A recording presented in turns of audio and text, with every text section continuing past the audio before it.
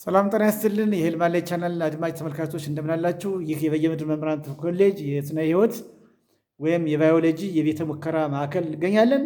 የቤተ ሙከራውን ባለሙያ አግኝቼዋለሁ። ጤና ይስጥልን አቶ ያለው፣ እንዴት አለህ? ሰላም ነህ? አመሰግናለሁ። እስኪ ስለ በየምድር መምህራን ኮሌጅ የቤተ ሙከራ በተለይም የስነ ህይወት ወይም የባዮሎጂ የቤተ ሙከራን በተመለከተ አደረጃጀቱን፣ አገልግሎት አሰጣጡን፣ ተማሪዎች በዚህ በኩል ያላቸውን ቆይታ፣ መምህራን ትምህርቱን ተጨባጭ ለማድረግ የሚያደርጉት ጥረት ምን ይመስላል የሚለውን እስቲ በአጭር ብትገልጽልኝ፣ ከዚያም ደግሞ ወደ ተግባራዊ ዲሞንስትሬሽን እንሄዳለን። እሺ፣ አመሰግናለሁ። አመሰግናለሁ። እንግዲህ ከሞላ ጎደል እኛ አሁን በዚህ በየምድር መምህራን ትምህርት ኮሌጅ የስነ ህይወት ቤተ ሙከራ ውስጥ በብዛት የምናከናውናቸውን ተግባራት ያው በቲዮሪ የሚማሩትን መምህራን በተግባር የሚያሳዩበት ክፍል ነው። ይሄ ማንኛውም ሁለገብ የሆነ ክፍል ነው። ለማስተማሪያነትም የተለያዩ ቻርቶችን የያዘ ነው። እንደገና ደግሞ የተለያዩ ሙከራዎችን የሚካሄዱበት ዲሞንስትሬሽን የሚታይበት ክፍል ነው። ብዙ ቻርቶች አሉ። እነዚህ ቻርቶች ለመርጃ መሳሪያነት የሚያገለግሉ ናቸው። ከጣዩ ወደ መደርደሪያው በምንሄድበት ሰዓት ወይም ሸልፉ ላይ የተለያዩ ኬሚካሎች ሙከራዎችን በተግባር የምናይበት የተለያዩ የኬሚካል አይነቶች እዚህ ላይ ተደርድረው ይገኛሉ። ስለዚህ እነዚህን ኬሚካሎች በመጠቀም የተለያዩ ሙከራዎችን የምናካሄድባቸው ኬሚካሎች ናቸው ማለት ነው። ስለዚህ እነዚህን በመጠቀም የተለያዩ ስራዎችን በተግባር የምናሳይበት ነው። እናመሰግናለን። እሺ፣ አሁን ወደ ቀጣዩ ክፍል እንሂድና እነዚህ የማያቸው የተለያዩ ነገሮች ያሳዩኛል።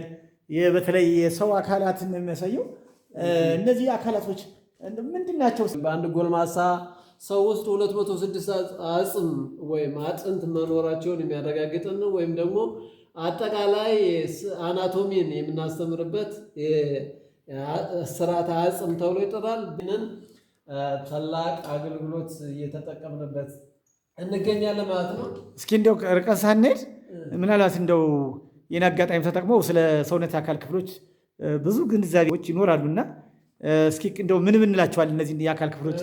ይሄ ከራሳችን ቅል አጥንት እስከ እነዚህ ሁለቱ አፔንዴጅ ወይም ደግሞ አፔንዲኩላር ስኬሌተን ተብሎ ይጠራሉ። እነዚህ ታችኛው ከዚህ እስከዚህ ያለው ክፍል እጃችንና እግራችን አፔንዴጅ ምንን ግዛት ተቀጽላ ማለት ነው። እነዚህ አፔንዴጅ ተብሎ ይጠራሉ። ስለዚህ እነዚህ ለኮሜሽን ወይም ደግሞ ለሞመንት እና የተለያዩ ተግባራትን ለመስራት እጃችን ከፍተኛ አስተዋጽኦ ይሰራሉ ማለት ነው፣ ወይም ደግሞ ያደርጋሉ። ከዚህ በተጨማሪ ለሳፖርቲንግ ሲስተም ወይም ደግሞ ሰውነታችን ደግፎ ለመያዝ ያገለግላሉ ማለት ነው። በዚህ ረገድ ከፍተኛ ሚና ይጫወታሉ። እነዚህ ሪብስ ተብሎ ይጠራል። ይሄኛው ደግሞ ለሳፖርቲንግ ሲስተም እና ወይም ደግሞ ደግፈው ለመያዝና ውስጣዊ አካላትን በተለይም ሳምባችን እና ልባችን በቀላሉ ጉዳት እንዳይደርስባቸው ለመከላከል ያገለግላል ማለት ነው። ይሄኛው አምደ ከርክር ወይም ደግሞ ቨርተብራል ኮሎመን ተብሎ ይጠራል። ይሄ ቨርተብራል ኮሎመን ወይም ደግሞ አምደ ከርክር የሚባለው መዋቅር በውስጡ ስፓይናል ኮርድ ወይም ደግሞ ሰረሰርን በመያዝ ወይም ሰረሰርን ከጉዳት በመከላከል ወይም ደግሞ ከጉዳት በመጠበቅ ሰረሰር ለቅጽበታዊ ድርጊት ወይም ደግሞ ለሪፍሌክስ አክሽን ተሎ ፈጣን ምላሽ እንዲሰጥ ሰውነታችን ከተለያየ ጉዳት እንዲከላከልን በማድረግ ከፍተኛ ሚና ይጫወታል ማለት ነው። ይሄ ላኛው ክፍል ያው ክራኒየም ተብሎ ይጠራል። ቅላንገት የራስ አጥንት ማለት ነው።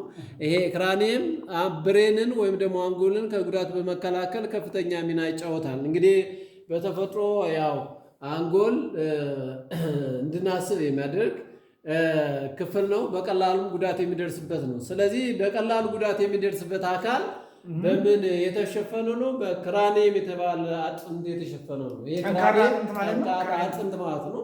በቀላሉ ጉዳት የሚያደርስበት እንግዲህ እኛ ሰዎች የተለያየ ስራ ስንሰራ ወይም ደግሞ የተለያየ ነገሮች ስናከናውን በተለያየ ሚስ ከራሳችን ላይ የተለያየ ድንጋይ ወይም ደግሞ ዱላ ሊያርፍ ይችላል። ስለዚህ ይህንን ሁሉ በመከላከል ብሬንን ከጉዳት በመከላከል ከፍተኛ ሚና የሚጫወተው ክራኒየም ተብሎ ይጠራል። ይሄኛው ፋሻል ቦንስ ወይም ደግሞ የፊት አጥንቶች ተብሎ ይጠራሉ። የፊት አጥንት ወይም ደግሞ ፋሻል ቦንስ ተብሎ የሚጠራው ያው ፊታችን መልክ እንዲይዝ ቅርጽ እንዲይዝ የሚያደርግልን እንዲሁም ሳፖርት አድርጎ የሚይዝልን የክፍል ፋሻል ቦንስ ተብሎ ይጠራል። ታርሾ ሞዴል ተብሎ ይጠራል። ልክ ውስጣዊ ሰውነታችን ክፍል የሚያሳየን ነው። ይሄ ደረታችን በውስጥ መሰንገልን የያዘው ፍሬምባን የያዘው መዋቅር ነው። እዚህ ላይ በመቀጠል እነዚህ እስኪ አንዴ የውስጡን አሳየኝ። የትኖቹ የጎን አጥንቶች እዚህ ጋር የጎን አጥንት ነው ወደ ገብተህ የጎን አጥንቱ ውስጡ ይሄ ነው አይደል የሚሆነው። ስለዚህ እንደዚህ ነው። ስለዚህ ከእንስሳቶች ጋር በቃ እኛ ከበግና ጋር ተመሳሳይነት ያለው ይመስላል። ያው በተወሰነ ቅርጽ ሊለያይ ማለት ነው። ይሄን ይመስላል። ሌላው ይሄ ውስጣዊ መዋቅራችንን በምናይበት ሰዓት ይሄኛው እነዚህ ሳምባ ግራ ቀኝ ሳምባዎች ተብሎ ይጠራሉ። ከሳምባ ውስጥ የምትገኘው ልብ ናት። ልብ ደምን ለሰውነታችን በማድረስ እንዲሁም የቆሸሸ ደምን ከሰውነታችን ወደ ሳምባ በማድረስ ከፍተኛ ሚና የምትጫወትልን ልብ ተብላ ትጠራለች። ይሄ ግራ ቀኝ ሳምባ ነው። እንግዲህ ከሳምባ ውስጥ ምን ይባሉ ቀረጢቶች አልቬዮሊ ወይም ደግሞ የአየር ቀረጢቶች ተብሎ የሚጠሩ መዋቅሮች ይገኛሉ። እነዚህ መዋቅሮች በሰውነታችን የቆሸሸውን ደም በልብ አማካኝነት ወደ እነዚህ በመግባት ወደ ውጭ እንዲወጣና ካርቦን ዳይኦክሳይድ አማካኝነት ወደ ውጭ እንዲወጣና ኦክሲጅን ወደ ውስጥ ገብቶ እንደገና ደሙን በማበልጸግ ወደ ሰውነታችን በልብ አማካኝነት እንዲደርስ የሚያደርጉ የዋናው መዋቅር ሳምባ ተብሎ ይጠራል ማለት ነው። ከዚህ ቀጥሎ የምታናየት ይቺ መዋቅር ከርስ ወይም ደግሞ ጨጓራ ተብላ ትጠራለች። ጨጓራ ወይም ደግሞ ከርስ ተብላ ትጠራለች። ስለዚህ ጨጓራ ወይም ከርስ እንግዲህ በአፋችን አማካኝነት በጉሮሮ ወርዶ የሚመጣው ምግብ በዋናነት በተለይም ካርቦሃይድሬት ምግቦች አፍ ላይ ልመት ቢጀምሩም በዋናነት ከዚህ ላይ ይጀምራሉ። ከዚያ በመቀጠል ቀጭን አንጀት ከዚህ አካባቢ ልመቱ ይጨርስና ወደ ወፍራም አንጀት ይሄ ላላይ ዳንዳኔ አግድሞሽ ቁልቁሎሽ በሚባል መዋቅር ወደ ሬክተም ወይም ደግሞ ቋተ ኩስ ይጓዛል ማለት ነው። ሌላው ይሄ ጉበት ተብላ የምትጠራ መዋቅር ወይም ሊቨር ማለት ነው። ሊቨር ወይም ደግሞ ጉበት ተብላ የምትጠራው መዋቅር በሰውነታችን ውስጥ ሃርሙፉል የሆኑ ኬሚካሎችን ሪጀክት በማድረግ ወይም ደግሞ በማስወገድ ሰውነታችን በተለያዩ አደገኛ ኬሚካሎች እንዳይመረዝ የምታደርግልን ጉበት ተብላ የምትጠራ መዋቅር ናት። ስለዚህ ያው ከሞላ ጎደል ስለዚህ ያለን ገለጻ ይሄን ይመስላል። ልብ ማለት ልብ ይቺ ናት። ልብ የተጣበቀችው ናት። ይቺ ናት ልብ። ስለዚህ ይሄ የተለያዩ ደም ወሳጅ ደም መላሽ ተብሎ ይጠራል። ይሄኛው ቀዩ ደም ወሳጅ ነው ወይም ደግሞ በኦክሲጅን የበለጸገ ደም ወደ ሰውነታችን የሚወስድ ነው። ይሄኛው ደግሞ ደም መላሽ ተብሎ ይጠራል። ዲኦክሲጅኔትድ ብለድ ከሰውነታችን ወደ ልብ የሚመልስና ልብ ውስጥ ገብቶ በሳምባ አማካኝነት ተጣርቶ እንደገና እንዲመለስ የሚያደርግ መዋቅር ነው ማለት ነው። ሌላው ይሄኛው ኦቨን ተብሎ የሚጠራ መዋቅር ነው። እንደ ጥቅል ማይክሮ ኦርጋኒዝም ወይም ደግሞ የሚያድጉ ነገሮችን ለማሳደግ የሚያገለግል መሳሪያ ነው ማለት ነው። ማይክሮ ኦርጋኒዝም የሚያድጉበት የራሳቸው ጊዜ ቆይታ ይኖራቸዋል። በዚያ ጊዜ ቆይታ አማካኝነት ያንን ጊዜ ቆይታ አረንጅ አድርገን እኛ አረንጅ ካደረግን በኋላ እየተከታተል ያው እድገታቸውን እየተቆጣጠር ሲያርጉ ምን የምናደርግበት ነው የምንቆጣጠርበት መሳሪያ ኦቨን የትናንሽ አካላቶች ማሳደጊያ ነው። ህይወት ያላቸው አካላቶች ማሳደጊያና ጥቅምና ጉዳታቸውን ወደፊት ለመተንበይና ለመቆጣጠር እንዲመች ተብሎ የተዘጋጀ ሳይንሳዊ መሳሪያ ነው። በጣም ወደዚህ እንምጣ እስኪ። እዚህ ቀጥሎ እሺ፣ አመሰግናለሁ። እነዚያኞቹ ቅድም ያዩዋቸው ተመሳሳይ ናቸው። ከዚህም የምናየው ቀጣይ ከዚህኛው ሸልፍ የምናየው ያው ማይክሮስኮፕ አለ፣ የተለያዩ ሞዴሎች አሉ። ስለዚህ እነዚህ ሞዴሎች በተግባር ያው በዲሞንስትሬሽን ሆነ በተለያዩ ሲስተም የምናይበት ነው። ትንንሽ ነገሮችን መመልከት ወይም ደግሞ ትንንሽ በዓይናችን የማያናቸው ነገሮች ለማየት የሚያገለግል መሳሪያ ማለት ነው። እነዚህ ፍላስክ ናቸው። የተለያዩ ኤክስፐሪመንቶችን ለመስራት የሚያገለግል ናቸው። ይሄ ሳይንቲፊክ ባላንስ ነው ወይም ደግሞ ሳይንሳዊ ሚዛን ነው። እነዚህም የመሳሰሉት ዳይሴቲንግ ሂት የነበሩ ኪቶች ነው። መበለቻ መሳሪያዎች ናቸው። ማስቀመጫዎች ናቸው። እነዚህ ራኮች ወይም ደግሞ የቴስት ወይም ደግሞ የመፈተሻ ቱቦ ማስቀመጫዎች ናቸው። እነዚህም ጠርሙሶች ናቸው ወይም ደግሞ ዋሽንግ ቦትል ያሉበት ቴስት የመሳሰሉት የሚቀመጡበት ናቸው። ላሉት እነዚህ ሜዠሪንግ ሲሊንደር የመሳሰሉ ናቸው። እነዚህ ብሬን እና ሂውማን ሜል ሪፕሮዳክቲቭ ሲስተም ነርቭ ሲስተም የመሳሰሉ ናቸው። አውቶክሌቭ የምንለው በብዛት ያው ማምከኛ ማለት ነው። ኢንሾርት አማሪክ ማምከኛ ያ ማለት ማይክሮ ኦርጋኒዝምን ፍጹም ነፃ የምናደርግባቸው መሳሪያዎች ናቸው። ይህ በሌላ አገላለጽ የእናቶቻችን ብረት ድስት ማለት ነው። እናቶቻችን ብረት ድስትን በመጠቀም ንፍሮ ያነፍራሉ።